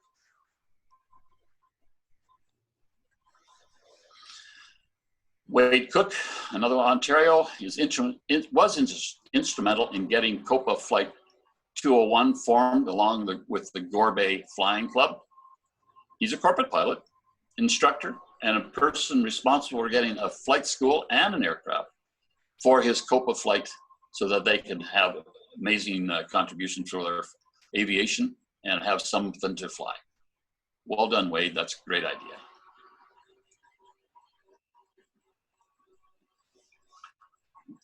The next award is to Ken. It's kind of interesting. Ken has just been a director of Copa for the last couple of minutes. And if you read the article in the April flight, you'll see what his substantial efforts have led to a very successful 4,000-foot long ice runway at Lac La Biche. And apparently on Sunday, they had 69 aircraft come in and fly in for that event. He served as captain of that flight for a while, for several years, and he stayed very active within the aviation community. And I think very, very deserving. Yeah, very deserving. The next award is to Rough May. I was really pleased to see this nomination come forth from the Olds Didsbury Flying Association, Charlie Echo Alpha 3. It's where I learned to fly. And I've known Rough for about 35 years. And he has worked on all my aircraft over the years. I'm not sure just how many planes he's helped other pilots to purchase over the years, but he's been involved in 2 of mine.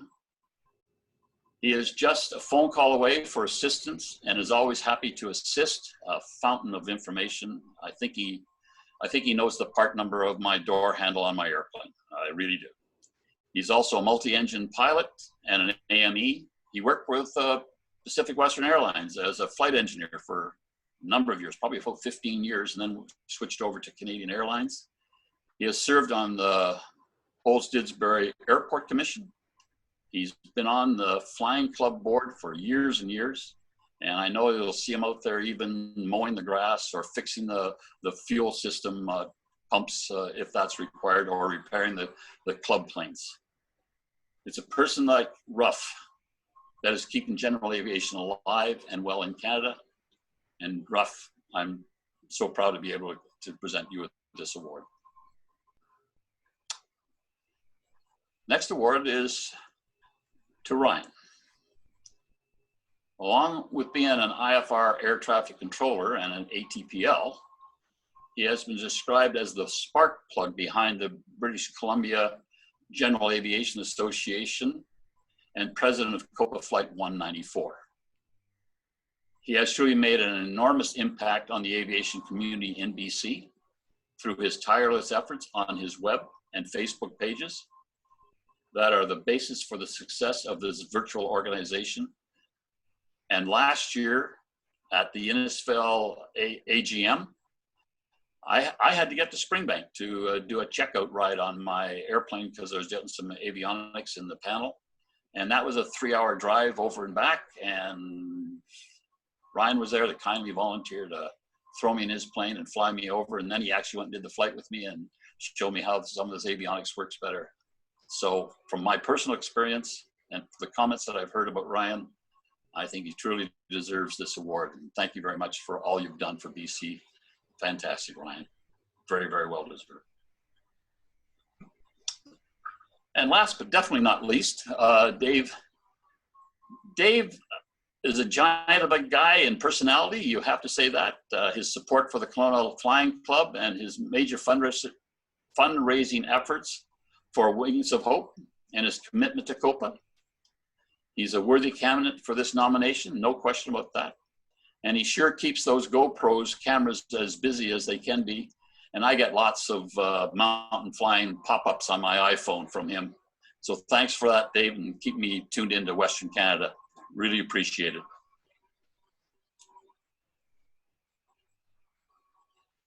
The last 2 awards, most of you might know what this is about, but Neil J. Armstrong left a trust, a bursary to this foundation. Brian, Trekker's on if we want to get him online and have him do the awards. Well, that's great. Trekker, are you there? Yeah, he'll have to be unmuted and get his video going. The girls will have to do it because he's on the call here. Brian, it's Trekker. Just give me a moment because I know that we worked with Brian to do the presentation, so I don't have the material in front of me, but I can in just a moment. Okay, Trekker. Well, just to let everybody know, this is what the Copa award looks like for the Directors Award, and we're going to be sending those out to all the directors, the Copa award winners around the area. Trekker, we've got some of the information up there right now. There are 2 awards for the Armstrong Award. One is, of course, to Brock, and you go ahead if you got that information. I have it here, but go ahead, sir. I appreciate that. why don't you go ahead, Brian, because I'm still just pulling it up. Okay. Well, Brock is from Regina, Saskatchewan, and a high school honor student and a volunteer that worked at the ramp assistance at the Regina Flying School. And he's now been accepted in the Honors Bachelor Aviation Technology program and hopes to become a military pilot. His resume is extensive. I really don't have the time to read this today. We'll get this published in the Flight magazine, but boy, if anybody deserved a scholarship, this is Brock, and I'm very, very pleased to see that he got this. The next award under the sponsorship, the scholarship, I mean, under the Neil J. Armstrong, goes to Maxwell Reimers out of Stony Creek, Ontario. Want to pump up the next page? There we go. This honor student joined the Air Cadets and has risen through the ranks all the way to warrant officer. While gaining his glider and private pilot's license, he is off to Carleton University's Aerospace Engineering program and also has started his commercial pilot's license training. This is a fantastic candidate. The comments that we received about him were just wonderful. And I know that he's going to make us proud and for what his future is in aviation. So Maxwell, thank you for all you've done and well deserved. And Brian, if I could, I'll just make a few other comments. One is that, as Brian mentioned, that the purpose of the scholarship was to provide flight training to worthy young people who might not otherwise be able to pursue the love of flight, and who exemplified the character, optimism, and love of adventure, which was epitomized by Neil Armstrong. And I can assure you, the selection panel that consists of both East and West chairs, myself, and other representatives of the Armstrong family, find the competition significant, and that by succeeding, these recipients have demonstrated to the selection committee qualities of character, citizenship, responsibility, and scholarship that are truly worthy.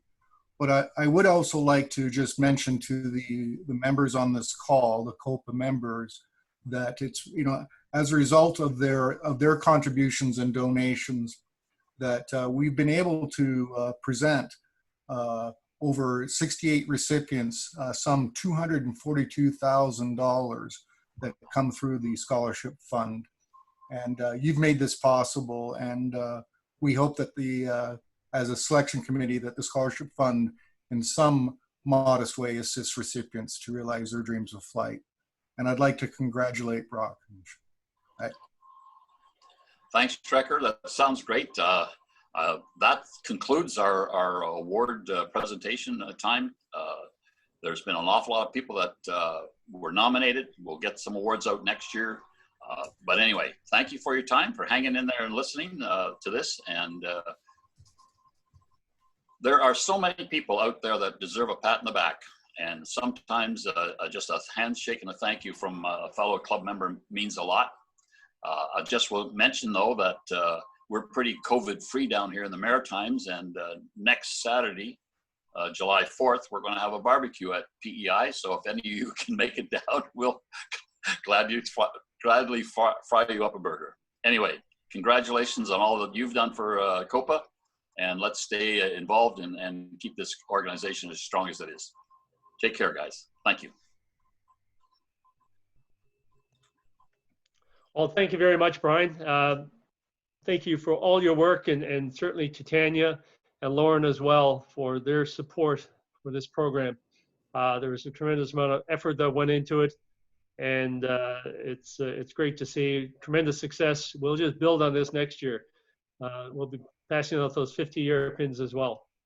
So, folks, that brings our awards presentation to a close, and our formal activities for this afternoon. I'm tempted to leave this line open and let you continue to chat, but I'm not sure if Lauren would let me do that. Our new directors, as you know, we're going to put you right to work. I would like to give it probably at least 15 minutes Then we're going to convene another board meeting. Lauren, you already sent out the link. So I'd ask you in about 15 minutes to log back in, and we'll tidy up some business we need to do to conclude our work. So to everybody, again, thank you very much for your participation. Thank you for your contribution, and fly safe. Bye for now.